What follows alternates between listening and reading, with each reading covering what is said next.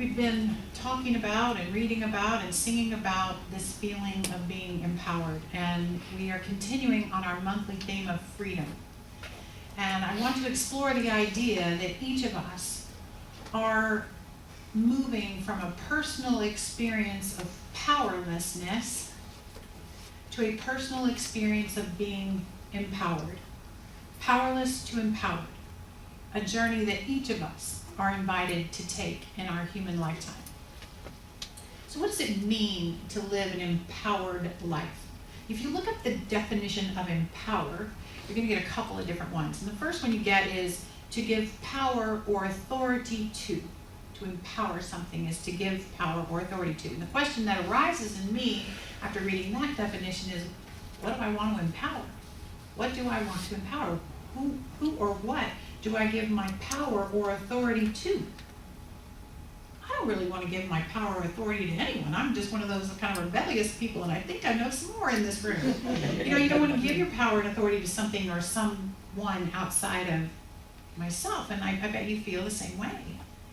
So I prefer this other definition of the word empower, to make someone stronger and more confident, especially in controlling their life and claiming their rights.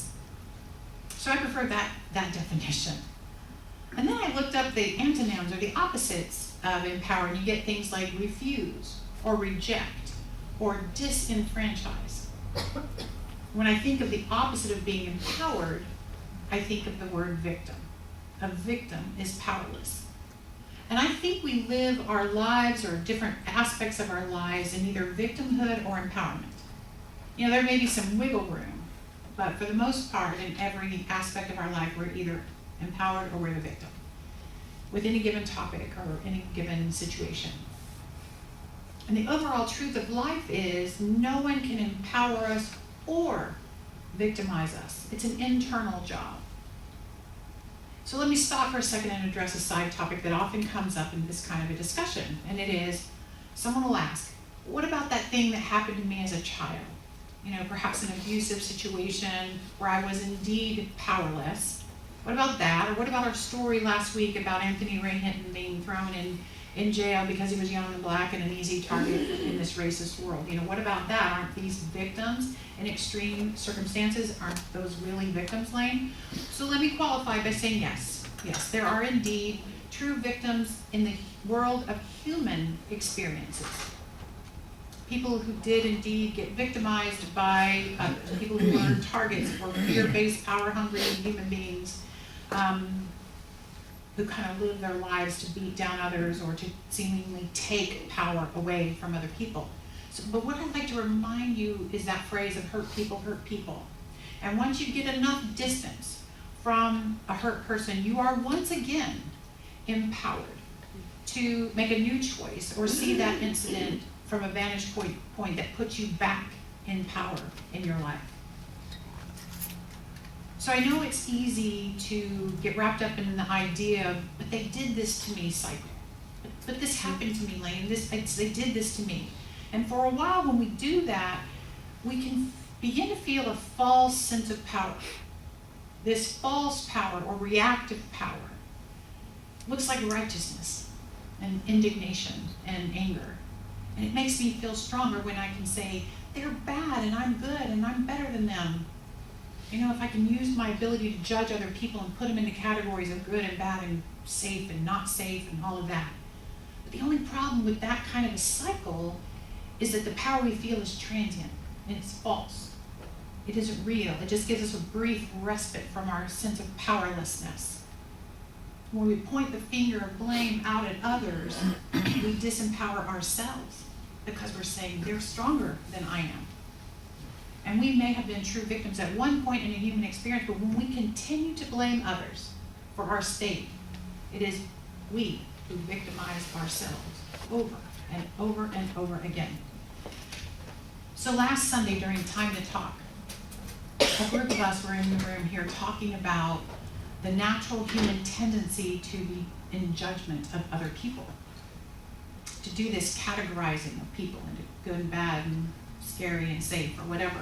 And when we do that, we're participating in the false belief that someone else can make us their victim. we're giving our power away to someone else. It's a level of consciousness. Remember what consciousness is. Consciousness is the awareness and the ability to make a choice. That's what consciousness is. So when we raise our level of awareness, when we raise our ability to choose, then we're having a higher level of consciousness. So when we raise that, we are trying to heal and release this idea that anything out there can hurt us. And we want to heal and release this because this kind of consciousness, the consciousness of a victim, sets us up for a lifetime of more of the same. We go through life developing that cynical outlook, that everything's going to go wrong. We might buy into phrases as no good deed goes unpunished, or Murphy's Law, that if something's going to go wrong, it's going to go wrong with me. We might have begun to believe that the world is unsafe because people or groups of people or entire governments, for that matter, can somehow harm me. We have those kinds of beliefs and ideas running around in our thoughts and emotions, and because thoughts and emotions are creative, we're going to draw into our lives all of those kinds of experiences over and over again. It's a cycle. So, when we are powerless in our thoughts, we begin to build elaborate systems of protection for ourselves. We wall ourselves off from, let's say, our families so that they can't hurt us anymore. Or we join organizations that understand our perfect, particular version of wounding so that we're surrounded by people who can help us be angry at the world in the same particular way that I need to be angry at the world. And we build these internal defense mechanisms where we are triggered by something or someone else. And when we experience that trigger, all of our defenses systems get turned on and our behavior becomes a little wackadoo until that person or situation backs off, right?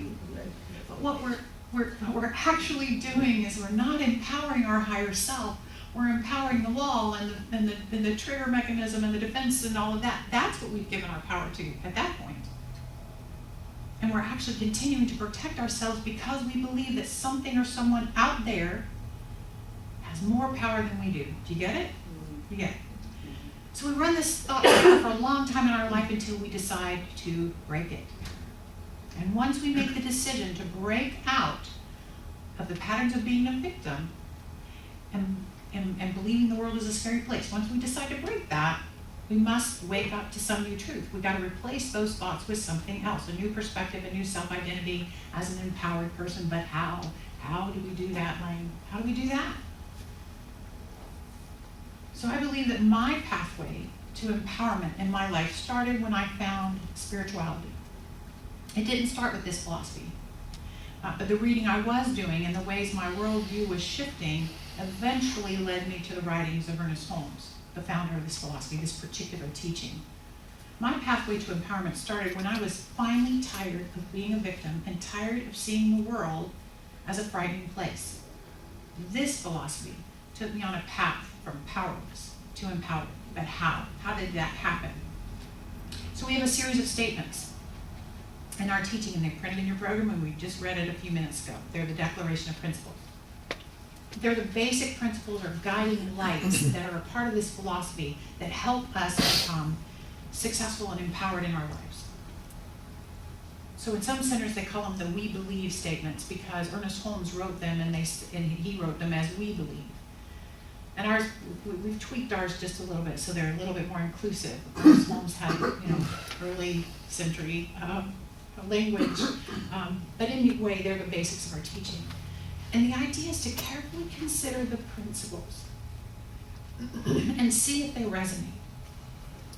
And if they do, then we adopt these principles in our lives and we say, I believe these things. I base my life on these things. This is my perspective. When I'm in my highest self, this is my perspective. This is what my highest self believes.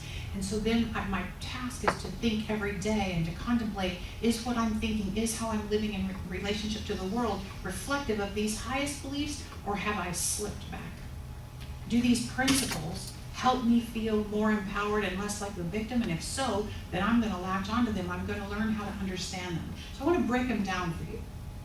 You want to look in your programs? I think Lori made slides of them, right? Okay, so the first one is, I believe in one God, one absolute power, the energy of all life, called by many names. If I believe in one absolute power, then I must believe that everything that has life energy is energized by this one power. It's of this one power. Human beings have free will to use this life power any way they want to. But I need not fear anyone or anything outside of myself, because I know that the breath they breathe is this one power. I am walking around in a universe, in a world of infinite possibility, in a world of life. And this belief empowers me to feel safe and free. And the second one is, I believe that this power is perfect love, and it creates out of a desire to express love. So if I believe that the power running through all things is love, and the impulse with that power is to create more love, what is there to fear? What is there to fear? If I believe this power is peace or harmony or order or joy, none of those things sound scary to me. And it creates out of a desire to be more of those things. Need I be afraid? Any use of the life power by anyone not in alignment with its purpose has no match for power that is aligned with the power of the universe. It's no match for my alignment as an expression of love and joy and order and peace, Godness. And this belief empowers me. I believe all thought is creative, and how I choose to think creates my personal experience. If I believe that thoughts matter, and thoughts matter, and thoughts become things, that thoughts create my personal experience, then I am super empowered, because guess what? No one, not one person, no one can control my thoughts. No one. It doesn't matter what kind of a shitstorm may be going around in my life, I still think what I think. I control my thoughts. I can think whatever I want to think. Here's an example. If a dog bites me, I get to control what I think about that dog. I can be furious, and I can react from a place of blame or anger, and I can choose my physical reaction based on my thoughts. You know, if my thoughts are angry, I could choose to kick the dog or argue with the owner or sue them or whatever. Or I could have a thought reaction out of fear. If my thought is fear, I'm afraid, then my choice becomes, I am never going to be around dogs again in my life. And people do that. You laugh, they do it. They're like, I'm never going to be around a dog again. Or I could have a thought reaction of compassion and seek an understanding of, why did the dog decide to bite me? Is the dog hurt? Is it sick? You know, my thoughts create my personal experience around this experience, right? And this actually happened to me. So not Darby, most of you have met Darby, my little Cavalier, but not her, the Cavalier before that got pancreatitis one day. And I picked her up because she was so sick. But somehow when I picked her up, it caused her pain, and she instinctively bit me in the face and actually punctured my cheek with her tooth. So I'm bleeding and everything, and I was so concerned about her pain, I never once considered a thought of anger or fear.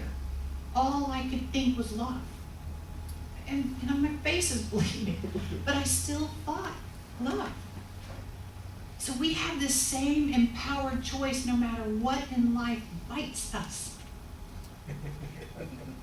My thought is creative, and I have a deep, empowered responsibility to manage my thoughts, especially when I'm in pain, especially when something bites me. We all do. We all have that responsibility. But this belief empowers me because my thoughts are mine. The next one is, I believe in the unity of all life and the immortality of the individual soul forever unfolding. When I believe in the unity of all life, and when I believe in my own eternality, I feel very empowered. Because if I can remember every day that We are just one big organism, one big human race, one universal expression of life happening on all different levels. And I can remember that in the spirit of oneness. I can remember that what happens to one of us is happening to all of us. It's a unity of all life. I can remember that this human life is just an experience, a brief experience, just one chapter in my eternal soul's journey. And I can look at life from a spiritual perspective and see that the unfolding of any one thing is a part of a much, much, much bigger thing. The one thing that's biting me is a part of a whole life experience, not only for me, but for everyone involved and for everyone who's even aware of my being bitten. It's part of all of us. And that belief empowers me. And the last one is I believe in the eternal goodness, the eternal loving kindness, and the eternal givingness of spirit to all. This is a big one. This is a big one. Because this question really boils down to this one. Is life eternally good and kind and generous to all? Do I believe that? Do I believe that? When I anchor my life view in this belief, I feel super empowered because Spirit is operating for me. Spirit is operating through me. I get to choose whether I see life as good and kind and generous. And when I am able to see it that way, it becomes my experience. Do you believe? I might need Vicki to sing the song again. I believe. We talked extensively last week about Anthony Ray Hinton. If you haven't read the book, it's a great book. If you didn't read it this month, pick it up, borrow someone who has it and read it later. This was a man who lived on death row for 30 years before finally being set free. And I don't know if he was following our philosophy or not, if he knew anything about the science of mind, I have no idea. But when you really look at his story, you can see that Ray believed in a few of our spiritual principles. Namely, he believed in hope, justice, and love. He believed that the universe was one of love. And he used those principles to transform his own consciousness, his own level of awareness. And then he assisted other people around him, other inmates, other prisoners, to transform their consciousness. And he was not the first person to prove that you can put a human being in absolutely abhorrent conditions, and yet they refuse to be victims. They refuse to be disempowered. They still live lives filled with joy and humor and love, and Ray did that, and he was eventually exonerated. And he gives us a perfect example of our process of manifestation or transformation from the inner to the outer, because you got to have it inside before it can show up outside. He first moved himself from victim consciousness to empowered consciousness. We talked about that verse he wrote in his song last week. He wrote a song of empowerment. And then things began to change on the outer. And it took a long time. It took a long time for his outer world to reflect his beliefs inside of himself. It might take you a long time, but you'll still get there. But he planted seeds based on the spiritual principles of hope and justice and love into his consciousness. And then he nurtured those thoughts. He nurtured those seeds by changing his thinking and keeping it changed. And eventually those seeds began to manifest into his experience. He based his sense of who he was and how he wished to show up in the world. He based all that on his own beliefs and his spiritual principles, not on the conditions around him. And that's the secret. He didn't care that he was on death row. He didn't care. He lived love. He still lived peace. So it doesn't matter what your conditions are. You're still called forth into your empowered self. And then your conditions will change. And that's how we move from being powerless to empowered. And I have another victim to empowerment story for you. It's a bit more personal, at least to me anyway. So I was talking about this a little bit in Time to Talk afterwards, I think. The first 34 years of my life, I lived in victim consciousness. The details are not important, however, I do share those details from time to time, but What is important is the consciousness that I embodied. So throughout the hurtful situations of my life up until that point, I decided to become one of those strong ones I talked about earlier. You know, I walled myself off beautifully, and the walls were perfectly decorated. It was awesome. But I didn't trust anyone or anything, including that God that everyone was talking about, because I thought that God was like a puppet master in the sky, pulling on everybody's puppet strings, and that just seemed like more victim than me. So God was not on my list of things to do, I'm just telling you. So instead, I learned to defend myself, and my words and my tone were my best weapons. And if stuff happened, it was all everyone else's fault. I was just minding my own business, I was just taking care of myself, and then stuff happened. And defending myself against a cruel world that would hurt me and take advantage of me, if I let it in, it was going to hurt me. So I didn't let it. I had those powerful, beautiful walls all built up. But unfortunately, what walls do is they keep the good stuff out too. It just wasn't a very satisfactory way to live. And then something happened to me at age 34, because the world that I had built on the system of being walled off just kind of fell apart. And that's what happens when walls aren't built in truth. They fall apart. The structures that I had built in my life around this idea of being powerless just kind of crumbled. My marriage ended, and the world as I knew it changed drastically. And I reached for greater understanding of myself. I needed to know, how did I get here? I thought I was doing everything right. So I got back into therapy again, and I started reading about spirituality. Thank you, Oprah. And I began to incorporate some of the spiritual principles into how I lived and into my thinking structures. And these principles eventually made life a little bit more palatable. And I allowed my impenetrable walls to begin to disappear. I remember one time I made a commitment to say yes to everything that I would have said no to before. You might not want to do that. Some good stuff began to flow in because my thoughts about my place in the world shifted. And about 2 to 3 years into that cycle, I did find this teaching. I did discover these principles that we just read. And it was here that I realized that the solution to this situation was to deepen my connection to God. Not the puppet master God, but this inner God that Vicki's saying about. God was personal to me, and it provided true power and wisdom. I wanted a God that lived and moved and had its being in, as, and through me. A God that was all good all the time and everywhere present. I wanted a God like that. And so I began to lean into community just like this. I took the classes, I read the books. If they just told me to stand on my head, I would have stood on my head. I wanted to be free. I suddenly had different people in my life. People that saw the world as a place that works for everyone.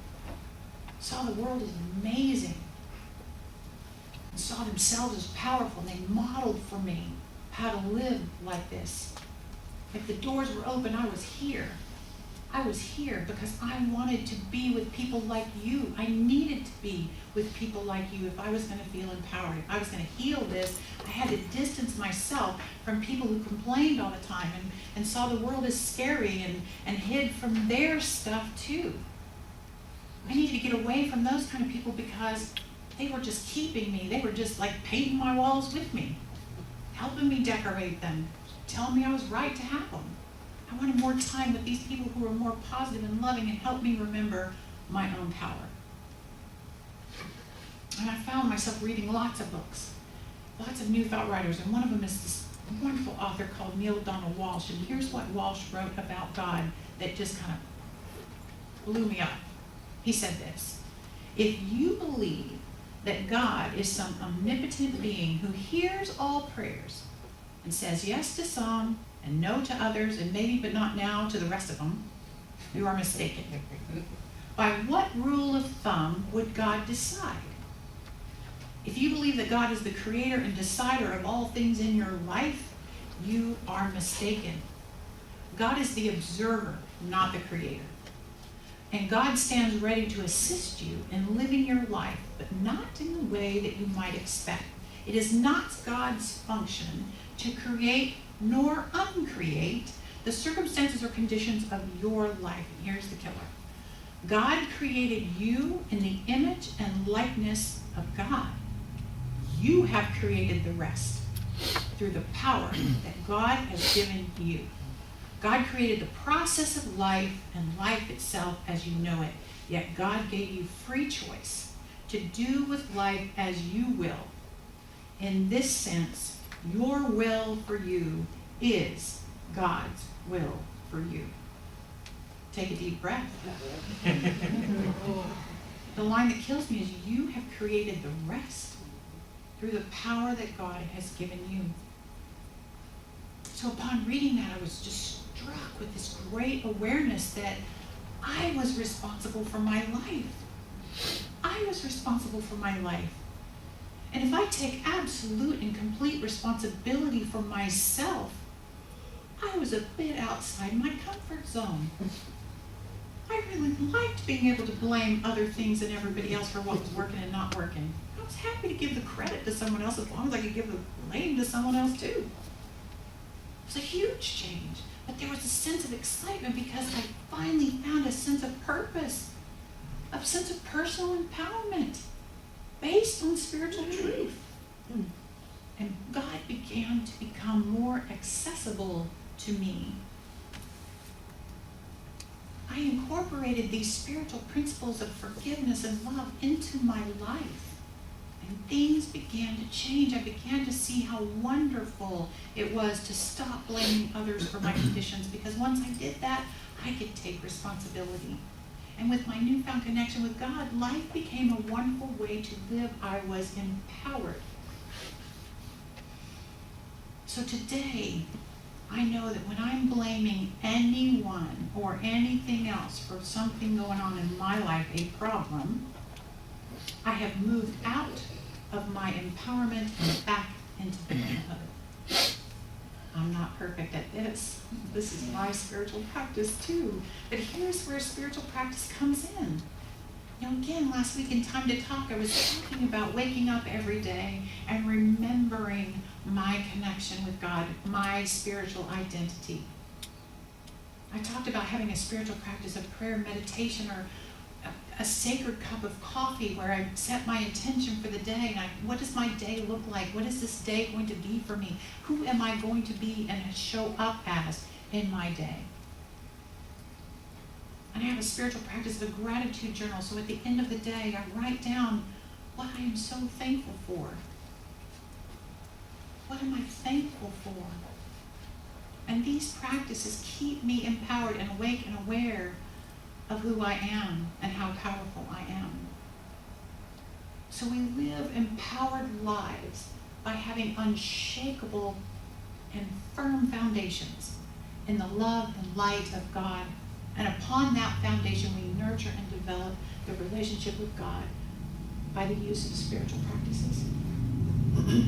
We believe in and live in principles based on love. And from these principles, we practice non-judgment, and we eliminate blame and shame from our lives. In this way, we live empowered lives, individually and together as a community. Thank you for being on this empowered path with me. And so it is.